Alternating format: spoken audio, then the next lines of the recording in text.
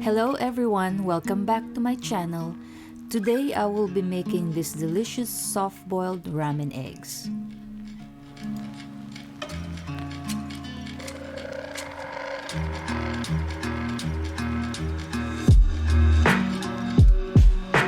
While waiting for the water to boil in a small pot, poke a small hole in the wider end of the egg or bottom.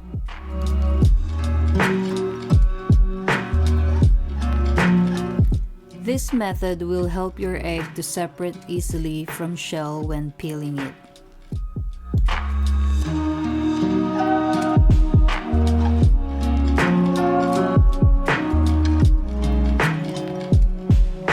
Place the eggs slowly and carefully into the boiling water.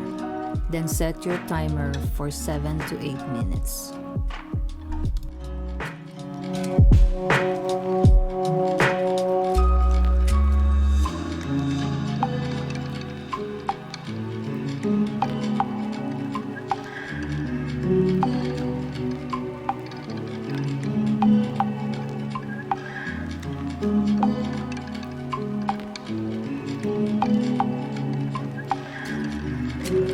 When eggs are ready, place them immediately into a bowl of ice water to stop the eggs from cooking any further.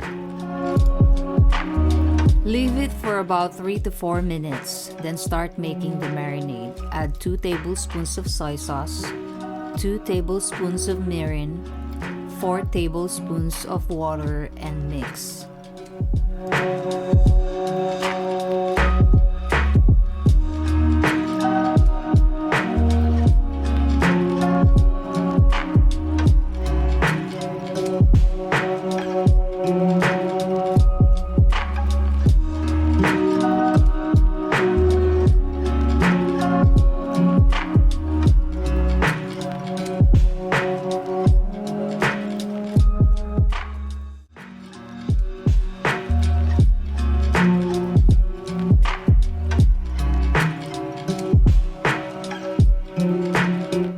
Start peeling the eggs.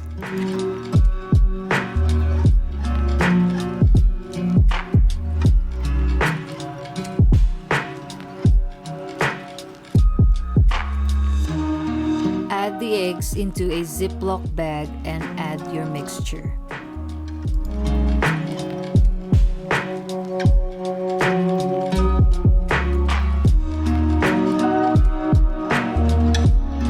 Seal the bag and make sure to remove the air.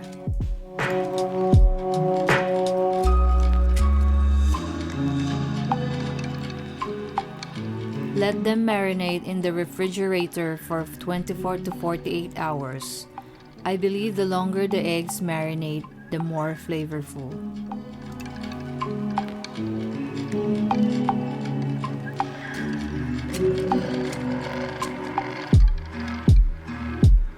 If you like this video, please like and subscribe.